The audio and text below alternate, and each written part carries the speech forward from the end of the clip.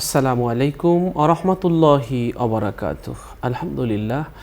আলহামদুলিল্লাহি নাহমাদুহু ওয়া নাস্তাঈনুহু ওয়া নুসাল্লি আলা নবিহি ওয়া হাবিবিহি মুহাম্মাদি ওয়া আলিহি ওয়া আসহাবিহি আজমাইন। সুপ্রিয় দর্শক শ্রোতা, অনেক অনেক প্রীতি ও শুভেচ্ছা জানাচ্ছি আলোকিত প্রতিদিন অনুষ্ঠানের পক্ষ থেকে। আশা করছি যে যেখান থেকে এ অনুষ্ঠান দেখছেন ভালো আছেন, সুস্থ আছেন, নিরাপদে আছেন। দর্শক, আজ আমরা একটি চমৎকার বিষয় নিয়ে কথা বলবো। আর এই বিষয় নিয়ে আলোচনা পেশ করতে আমাদের স্টুডিওতে অতিথি হিসেবে উপস্থিত হয়েছেন একজন বিশিষ্ট ইসলামী চিন্তাবিদ। আমাদের সাথে আজ আছেন বাংলাদেশ ইমাম সমিতির সম্মানিত সভাপতি মাওলানা লুৎফর রহমান। আসসালামু আলাইকুম ওরহমতুল্লাহি ওবরাকাতু। ওয়ালাইকুম আসসালাম ওরহমতুল্লাহি ওবরাকাতু। মোহতারাম, কেমন আছেন? আলহামদুলিল্লাহ রাব্বিল আলামিন, ভালো আছে। আপনি কেমন আছেন? আলহামদুলিল্লাহ, ভালো আছি। দর্শক, আজ আমরা যে বিষয়টি নিয়ে কথা বলবো সেটি হচ্ছে মদিনা জিয়ারতের অপরিহার্যতা। চমৎকার একটি বিষয়। মানুষের জীবনের স্বপ্ন থাকে সেই সবুজ গম্বুজের নিচে গিয়ে প্রাণ খুলে সেখানে রাসূল সাল্লাল্লাহু আলাইহি সাল্লামের রওজা মোবারক জিয়ারত করা, রিয়াদুল জান্নার পাশে থাকা, মসজিদে নববীর মুসাফির হওয়া,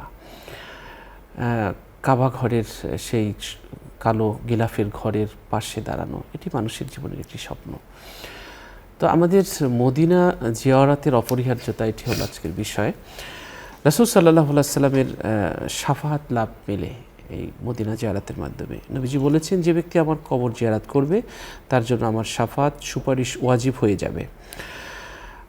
আব্দুল্লাহ ইবনে ওমর রাদিয়াল্লাহু তাআলা আনহু থেকে বর্ণিত একটি হাদিসে এসছে যে নবীজি বলেছেন যে যে ব্যক্তি ওফাতের পর আমার রওজা জিয়ারত করলো সে যেন আমার জীবদ্দশায় আমার সঙ্গে সাক্ষাৎ করলো। সুবহানাল্লাহ। এই মসজিদে নববীতে নামাজ পড়ার যে সওয়াব সেটা অনেক গুণ বেশি, সাধারণ মসজিদের চেয়ে অনেক অনেক গুণ বেশি।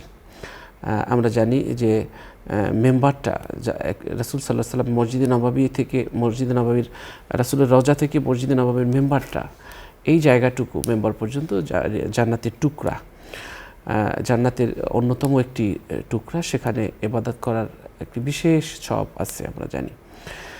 তো আমরা রাসূল সাল্লাল্লাহু আলাইহি সাল্লামের রওজা পাক জিয়ারত করার আমরা করব, সবসময় আমরা প্রত্যাশা করব। মসজিদে নববীতে অন্য মসজিদে নামাজ পড়ার চেয়ে মসজিদে নববীতে নামাজ পড়ার সওয়াব হলো 1000 গুণ বেশি সওয়াব পাওয়া যায়। আর আমরা এই যে সাহাবায়ে কেরামদের স্মৃতি বিজড়িত স্থান এটি, এবং ইসলামের প্রথম রাষ্ট্র ব্যবস্থার মূল ভূমি এই জায়গাটি, সুতরাং এই জায়গাটি অনেক গুরুত্ব রয়েছে। আমরা এই জায়গাটি রাসূল সাল্লাল্লাহু আলাইহি সাল্লামের রওজা শরীফ জিয়ারত করব এবং আমরা সব কিছুর ঊর্ধ্বে থেকে আমরা নবীর রওজা জিয়ারত করার যে প্রচেষ্টা সেটা আমরা করব এবং জিয়ারতটা করব প্রাণ খুলে, আন্তরিকতার সাথে। দর্শক, চলুন বিষয়টি নিয়ে আমরা মুহতারামের কাছ থেকে আলোচনা শুনছি। জি মুহতারাম। বিসমিল্লাহির রহমানির রহিম। নাহমাদুহু ওয়া নুসাল্লি আলা রাসূলিল কারীম, আম্মা বাদ। আল্লাহুম্মা সাল্লি আলা মুহাম্মদ সাল্লাল্লাহু আলাইহি ওয়াসাল্লাম। অত্যন্ত গুরুত্বপূর্ণ একটি বিষয় আপনি উপস্থাপন করেছেন যে মদিনাতুল মুনাওয়ারায় বা রাসূল মাকবুল সাল্লাল্লাহু আলাইহি ওয়াসাল্লামের রওজা মোবারক জিয়ারত, একই সাথে মদিনাতুল মুনাওয়ারায় যে সমস্ত ইসলামের দৃষ্টিকোণে এবং যে জায়গাগুলি রয়েছে, নিদর্শন রয়েছে, সেই জায়গাগুলি সম্পর্কেও আমাদের ওয়াকিবহাল হওয়া, জানা বা সেখানে যাওয়া, গুরুত্ব বোঝা, এটা একটি জরুরি বিষয়। আমরা এজ এ আল্লাহ পাকের বান্দা এবং রসুল আকরাম সাল্লাল্লাহু আলাইহি সাল্লামের উম্মত হিসাবে আমরা আমাদের কার না আকাঙ্ক্ষা যে সোনার মদিনায় আমরা যেতে চাই। আমরা অনেক সময় বলি, যদি থাকি তো ডানা উড়িয়ে যেতাম সোনার মদিনা। আসলে মদিনাতুল মুনাওয়ারায় যারা গিয়েছেন বা যাদের সাথে মদিনাতুল মুনাওয়ারার একটা কানেক্ট রয়েছে, সংযোগ রয়েছে, তারা কিন্তু আপনি মনে করেন সেখানে বারবার যেতে ইচ্ছা করবে। আমরা একটু ব্রেকের বলে নিই মোহতারাম উপস্থাপক মাওলানা, অনেক মানুষ রয়েছে তারা মদিনাতুল মুনাওয়ারায় দায় থেকে মাসালার তাকিদে অথবা হজে গেছেন তাই এরকম একটা চিন্তা চেতনা নিয়ে ওনারা যান। আর আমরা বিশ্বাস করি যে মক্কাতুল মুকাররমায় গিয়ে মদিনায় না যাওয়া এটা একটা বড় ধরনের ধৃষ্টতা। ব্যক্তিগতভাবে আমি একবার খুব শর্ট টাইমে, একেবারে খুব শর্ট টাইম 2 দিনের জন্য মক্কায় গেলে আমি সেখানে আমার মন চায় আগে মদিনায় হইয়ে তারপর মক্কায় আসি। আমার অন্তত ব্যক্তিগতভাবে আপনাকে বলি, আমার কোনো সাহস নাই যে আমি মক্কায় যাইয়া উমরাটা করে চলে আসবো মদিনাতুল মুনাওয়ারা, এই সাহসটা আসলে আমার নাই। কেন নাই? আমি কিন্তু এটা প্রকাশ করলাম এই জন্য যে রাসূলুল্লাহ সাল্লাল্লাহু আলাইহি সাল্লাম আমাদের জন্য যে কষ্টটা করেছেন, যেটা কেঁদেছেন, আপনি জানেন কিয়ামতের ময়দানে লক্ষাধিক 1,24,000 বা লক্ষাধিক নবী রাসূলুল্লাহ যে উঠবেন, সেখানে সমস্ত উম্মতেরা থাকবেন, সবাই কিন্তু বলবেন যে আমার ইয়া নাফসি ইয়া নাফসি, হায় আমি বাঁচতে চাই, আমি বাঁচতে চাই, এই কথাটি বলবেন। কিন্তু টোটাল কিয়ামতের ময়দানে সমস্ত মানুষ, বিশেষ করে নবী এবং রসুল যারা আসবেন, যারা উঠবেন, তাদের মধ্যে থেকে একজনই একটা ভিন্ন ল্যাঙ্গুয়েজ ব্যবহার করবেন, বলবেন রব্বি হাবলি উম্মতি, আয় আল্লাহ তাআলা আমার উম্মতের অবস্থা কী, আমার উম্মতের অবস্থা কী।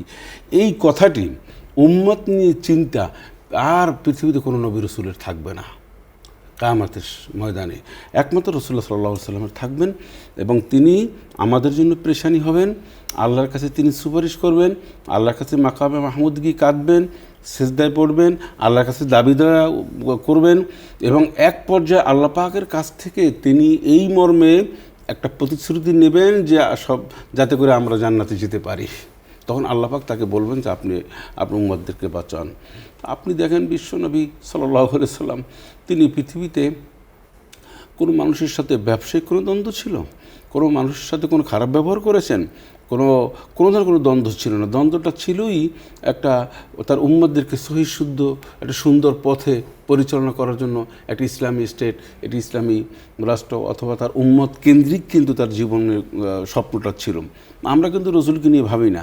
আমরা রসুল আকরাম সাল্লাল্লাহু আলাইহি ওয়াসাল্লামকে আমরা মনে করি সাধারণ একজন মানুষ, অথবা আমরা অনেক সময় অনেক কিছু তাকে সাধারণ মানুষের মতন মনে করি। নিঃসন্দেহে বিশ্বনবীর তুলনা এই পৃথিবীতে সৃষ্টিকুলের মধ্যে আর হয় না। আল্লাহর পরে সম্মানের দিক, আল্লাহ তো আল্লাহ, তিনি তো আমাদের খালিক, তিনি আমাদের মালিক, কিন্তু এরপরে এই পৃথিবীতে সৃষ্টির মধ্যে সেরা হচ্ছেন মুহাম্মদ রাসূল সাল্লাল্লাহু আলাইহি ওয়াসাল্লাম।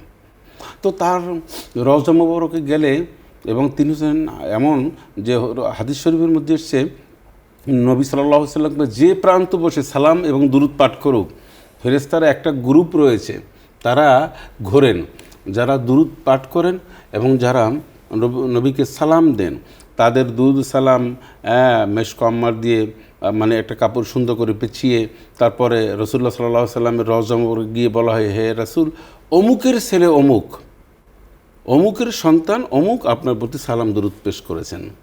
তো রাসূলুল্লাহ সাল্লাল্লাহু আলাইহি ওয়াসাল্লাম কীভাবে সালামের অবশ্য উত্তর দেন, হাদিস শরীফে আসছে, আমরা বিশ্বাস করি। আমরা সেদিকে অত ডিবে আলোচনা দরকার নেই আমাদের। কিন্তু এই নবীর রওজা মুবারকে গিয়ে যখন একজন ভক্ত, একজন আশিক, একজন উম্মাহ সালাম দেন, আর সে যদি কল্পনা করেন, তাহলে ঠিকই রাসূলুল্লাহ সাল্লাল্লাহু আলাইহি ওয়াসাল্লামকে তিনি দেখতে পান যে তিনি জান্নাতের মধ্যেই শুয়ে আছেন। এটাই একটা স্বাভাবিক বিষয়। আপনি হাদিস বলেছেন যে হাদিসটা অত্যন্ত গুরুত্বপূর্ণ। রাসূলুল্লাহ সাল্লাল্লাহু আলাইহি ওয়াসাল্লাম বলেছেন, মা মিন বাইতি ওয়া মিনবারি রাওদাতুম মিন রিয়াদিল জান্নাহ, আমার ঘর আর এই মেম্বার এর মধ্যে একটা রওজা, একটা জান্নাতের বাগান আছে। তো এই যে একটা কথা, এবং নবী সাল্লাল্লাহু আলাইহি ওয়াসাল্লাম হচ্ছেন হায়াতুন নবী, এভাবে যে কোনো নবী রসুলরা তাদের দেহ মোবারক মাটিতে মিশে যাবে না, খেয়ে ফেলতে পারবে না, এটা নিষিদ্ধ সমস্ত নবী রসুলদের জন্য। সাধারণ যে কোনো পীর আউলিয়া বুজুর্গ যদি ইন্তেকাল করে, তার কবরটা খুঁড়ে পাওয়া যাবে, হয়তো হাড়গোড় পাওয়া যাবে বা কিছু বা আস্ত, যেভাবেই হোক, কিন্তু নবী রসুলদের বেলায় কিন্তু ভিন্ন। ওনাদের মাটি খেয়ে ফেলা ওনাদের জন্য এটা নিষিদ্ধ, মাটির জন্য নিষিদ্ধ। ওনারা কবরে আল্লাহ পাক অত্যন্ত সম্মান এবং মর্যাদার সাথে আল্লাহ রাব্বুল আলামিন তিনি রাখেন। এই জন্য রাসূলুল্লাহ সাল্লাল্লাহু আলাইহি ওয়াসাল্লামকে কিন্তু বা অনেক হাদিস শরীফের মধ্যে এসেছে, মুসা আলাইহিস সালাম নামাজ পড়েছেন কবরে বিভিন্ন জায়গায়, এরকম কিন্তু সহি অনেক হাদিসগুলি পাওয়া যায়। আচ্ছা, একজন হাজি উনি যাবেন, কোথায় যাবেন? মদিনাতুল মুনাওয়ারায়। আপনি দেখবেন মদিনার মধ্যে ঢুকলেই আপনার আবহাওয়া, আপনার মন, আপনার প্রাণ জুড়িয়ে যাবে। ওখানে যাওয়ার সাথে সাথে একটা শীতল আবহাওয়া, ওকে মদিনার মধ্যে প্রবেশ করলেই যে একটা আল্লাহর রহমত বারাকা, এটা যে কোনো মানুষ উপলব্ধি করতে পারে। এবং মদিনার মানুষগুলিও সুন্দর। রাসূলুল্লাহ সাল্লাল্লাহু আলাইহি সাল্লাম তিনি নবীজি আল্লাহর কাছে দোয়া করেছেন, আল্লাহ মক্কাতুল মুকাররমাকে যেভাবে ভালোবাসি, মানুষকে এর চেয়ে মদিনাকে বেশি ভালোবাসার তুমি তৌফিক দাও। এবং হাজিদেরকে বলেছেন তোমরা মদিনায় আসবে, এসে মদিনায় কিছু কেনাকাটা করবে, যাতে করে আমার মদিনার লোকজন একটু সলভেন্সি হয়, একটু স্বাবলম্বী হয়। এবং মদিনার লোকদেরকে রাসূলুল্লাহ সাল্লাল্লাহু আলাইহি ওয়াসাল্লাম বলছেন, আমার উম্মত যারা এখানে আসবে তারা তো তাদেরকে তোমরা একটু মেহমানদারি করাবে। সেজন্য দেখবেন এখনও মেহমানদারির দিক থেকে, আদবের দিক থেকে, কথার দিক থেকে মদিনাতুল মুনাওয়ারা সর্বশ্রেষ্ঠতম। এরকম সুন্দর মানুষ পৃথিবীর আপনি কোথাও খুঁজে পাবেন না। আচ্ছা, রাসূলুল্লাহ সাল্লাল্লাহু আলাইহি ওয়াসাল্লামের রওজা মুবারকে গিয়ে সালাম দিবেন একজন প্রত্যেকটা মানুষের জন্য জরুরি। আসসালাতু ওয়াসসালামু আলাইকা ইয়া রাসূলুল্লাহ, আসসালাতু ওয়াসসালামু আলাইকা ইয়া হাবিবাল্লাহ। আপনি এই কথা বলার সাথে সাথে আপনি এটা রেকর্ড হয়ে গেল। আপনার জীবনের সবচেয়ে বড় পাওয়া যে কোরআন যার উপরে নাজিল হয়েছে, যে মহামানব, যিনি সৃষ্টির সেরা, তারপরে আপনি যার কথা আমরা নামাজে, আজানে, একামাতে, এমন কোনো ইবাদত নাই যেখানে রাসূলুল্লাহ সাল্লাল্লাহু আলাইহি ওয়াসাল্লামকে বাদ দেওয়া হয়েছে। আপনি হজে যাবেন, আপনি নামাজ পড়তে দাঁড়াবেন, আপনি আজান দেবেন, সেখানে মুহাম্মদ সাল্লাল্লাহু আলাইহি ওয়াসাল্লাম, একামাত দেবেন, সেটাও আপনি নামাজের মধ্যে এই রাসূলুল্লাহ সাল্লাল্লাহু আলাইহি ওয়াসাল্লামের নাম যদি আপনি না নেন, অর্থাৎ দুরূদ যদি না পড়েন, নামাজ হবে না। একজন মানুষ যদি ইচ্ছাকৃতভাবে দুরূদ শরীফ বাদ দেয়, ইচ্ছাকৃতভাবে, তাহলে তো তার নামাজ হয় না। কারণ হয় না, ভুলে যদি এটা পড়া ওয়াজিব, যদি এইটা ভুলে ছুটে যায় সাহু সিজদা দিলে হয়। কিন্তু ইচ্ছা করে যদি আপনি বাদ দেন যে আমার দরকার নেই, মুহাম্মদ সাল্লাল্লাহু আলাইহি ওয়াসাল্লাম নামাজ দুরূদ পড়বো না, তাহলে কিন্তু আপনার নামাজ আর সহিশুদ্ধ বা নামাজটা রইল না। আমি বুঝাতে চাই যে প্রত্যেকটা জায়গায় আল্লাহ রাব্বুল আলামিন যেভাবে বলেছেন, ওয়ারফা'না লাকা যিকরাক, নবী আপনার প্রশংসা, আপনার জিকির, আপনার সমস্ত জায়গা আমি ছড়িয়ে দেব। এমন কোনো জায়গায় বাদ থাকবে না যেখানে আমার নবী মুহাম্মদ রাসূল সাল্লাল্লাহু আলাইহি ওয়াসাল্লামের নাম না নেওয়া হয়। এই জন্য আরাফাতের ময়দানে বলেন, মিনা বলেন, যে জায়গায় যাবেন নবী, মদিনায় আসলে একটা মানুষের মধ্যে আদব চলে আসে। দেখবেন মদিনায় এই জন্য কোনো কেওয়াজ নাই। নবীর রওজা মুবারকের সামনে যেভাবে পাড়াপাড়ি হয় মানুষেরা সালাম দেওয়ার জন্য, আপনি নিশ্চয়ই দেখছেন। কিন্তু তারপরে ওখানে কিন্তু কোনো ধাক্কাধাক্কি, কোনো উচ্চ স্বরে কথা বলা যায় না। ওখানে লেখাই আছে, লা তারফাউ আসওয়াতাকুম ফাওকা সাওতিন নবী, নবীর আওয়াজের চেয়ে তোমাদের আওয়াজ যেন বড় না হয়। এই জন্য মদিনাতুল মুনাওয়ারায় যারা সালাম দেয়, আমরা ফিস করে আস্তে আস্তে করে বলি, আসসালাতু ওয়াসসালামু আলাইকা ইয়া রাসূলুল্লাহ, আসসালাতু ওয়াসসালামু আলাইকা হাবিবাল্লাহ। খুব আদবের সাথে দিই।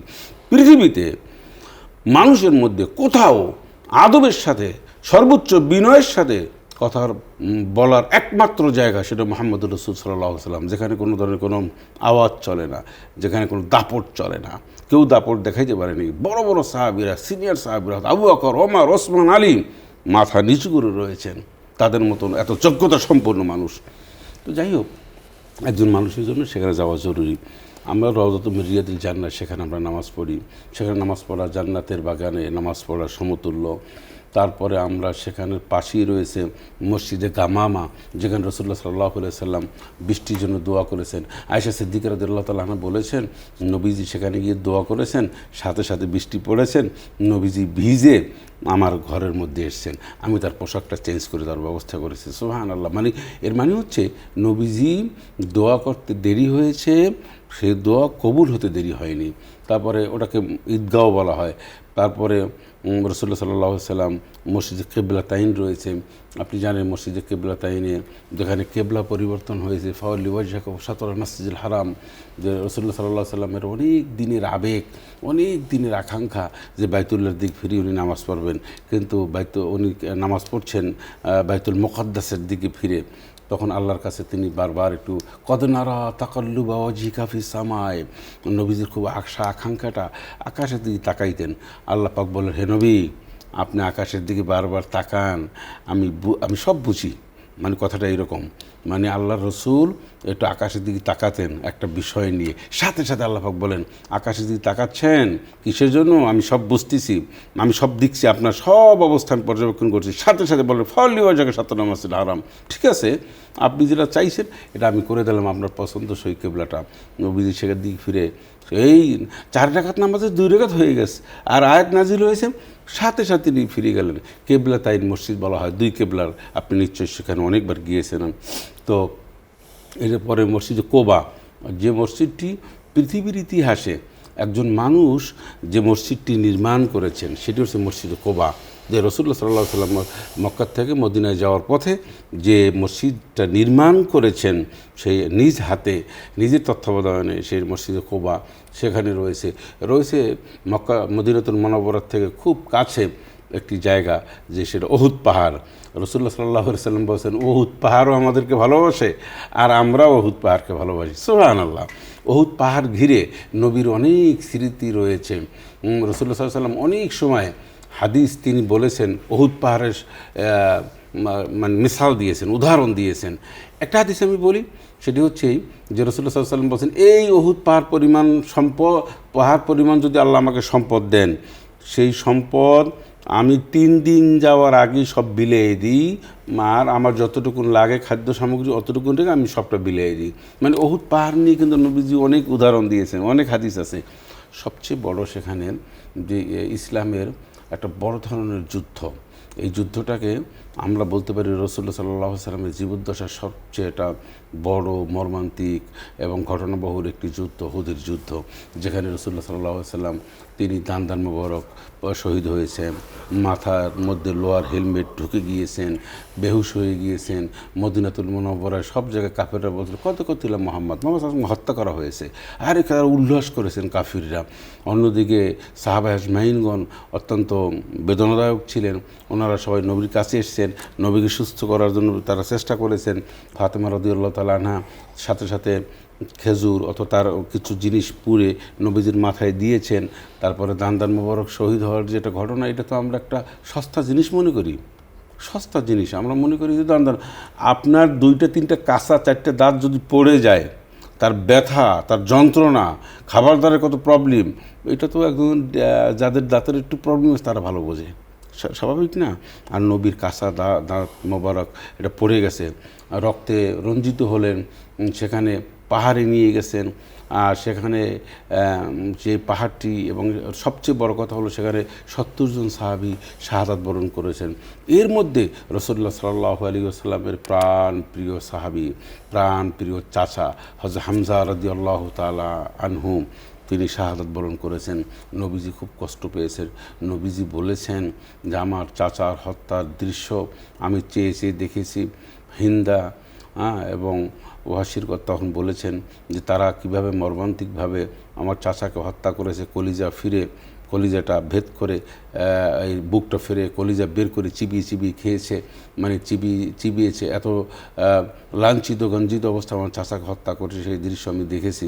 সেই জন্য রাসূলুল্লাহ সাল্লাল্লাহু আলাইহি ওয়াসাল্লাম হযরত ওয়াহশী রাদিয়াল্লাহু তাআলা আনহু যখন ইসলাম গ্রহণ করলেন, তখন নবীজি তাকে একটা কথা বলেছেন, ওয়াহশী তোমাকে আমি ক্ষমা করে দিলাম, সব ঠিক আছে, কিন্তু তুমি আমার সামনে আসবে না।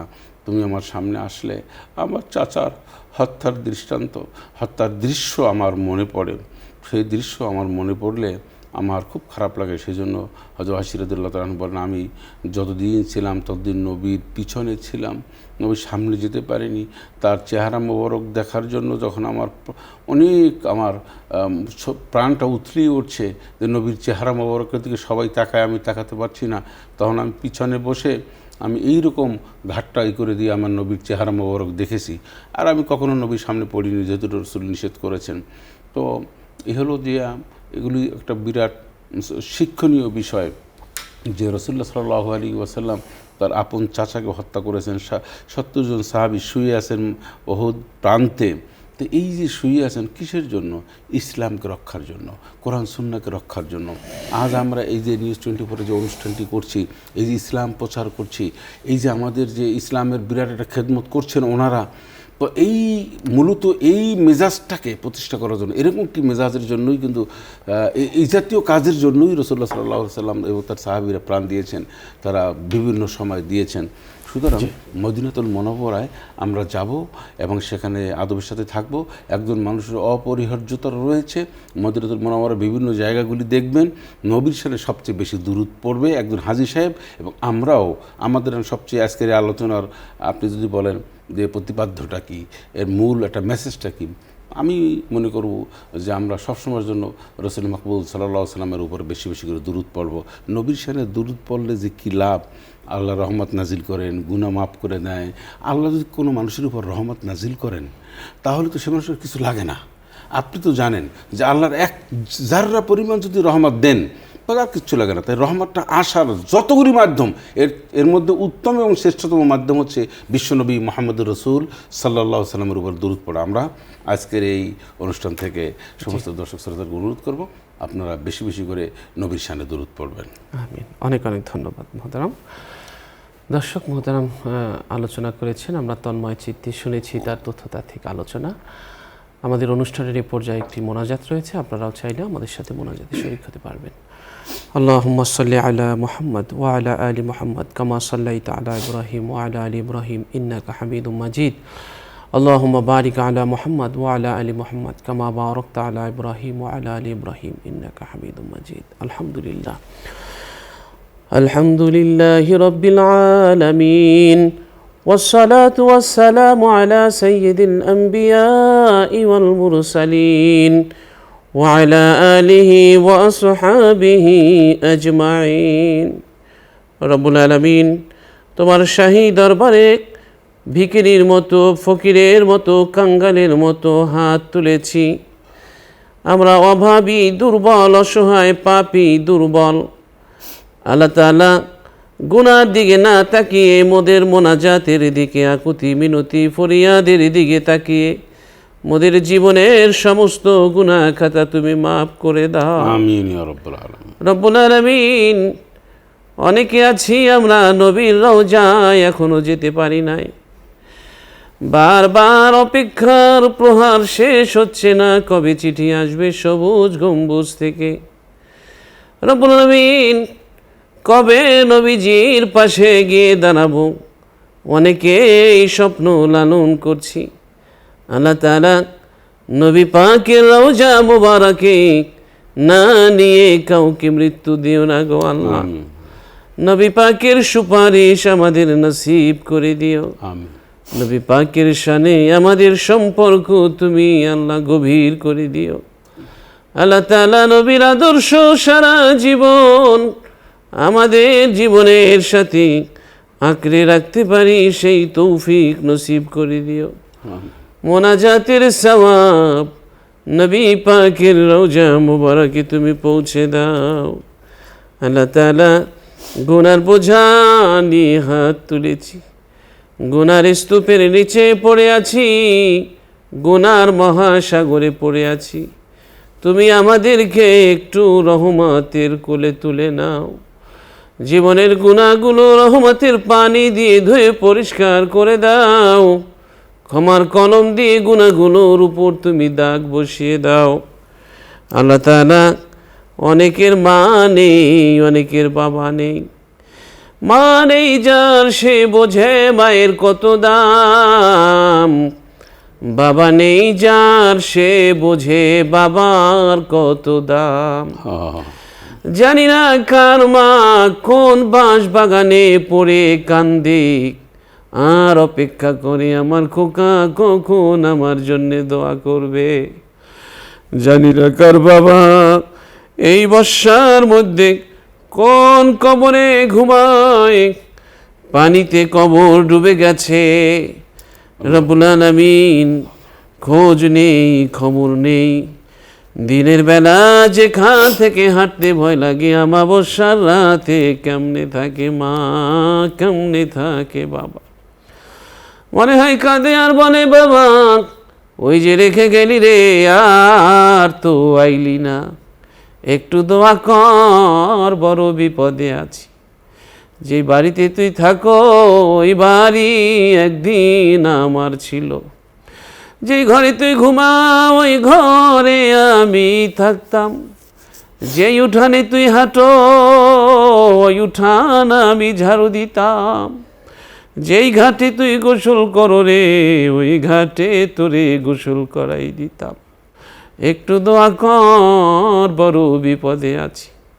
আল্লাহ তাআলা যার মা নেই, যার বাবা নেই, এখন তাদের মা বাবারে মাফ করে দাও।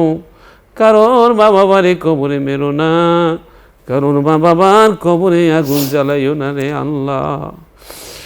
রব্বুল আলামিন আমাদের সবাইকে মা বাবা যার বেঁচে আছে খেদমত করার তৌফিক দাও। মা বাবা যার কবরে চলে গেছে, কবরের কাছে গিয়ে মায়ের জন্যে বাবার জন্যে চোখের পানি ফেলার তৌফিক দাও। আল্লাহ তাআলা যে নেয়ামত যার চোখের সামনে আছে, আল্লাহ এই মা বাবার খেদমত করে জান্নাতবাসী হওয়ার তৌফিক দাও। সুবহান রাব্বিকা রাব্বিল ইজ্জাতি আম্মা ইয়াসিফুন ওয়া সালামুন আলাল মুরসালিন ওয়ালহামদুলিল্লাহি রাব্বিল আলামিন। আমিন আমিন। দর্শক, দীর্ঘ সময় আমাদের সাথে যারা থেকেছেন অনেক অনেক ধন্যবাদ। আগামীকালকের অনুষ্ঠান দেখার আমন্ত্রণ জানিয়ে আজ এখানেই বিদায় নিচ্ছি। আল্লাহ হাফেজ। আসসালামু আলাইকুম ওয়া রাহমাতুল্লাহি ওয়া বারাকাতুহু।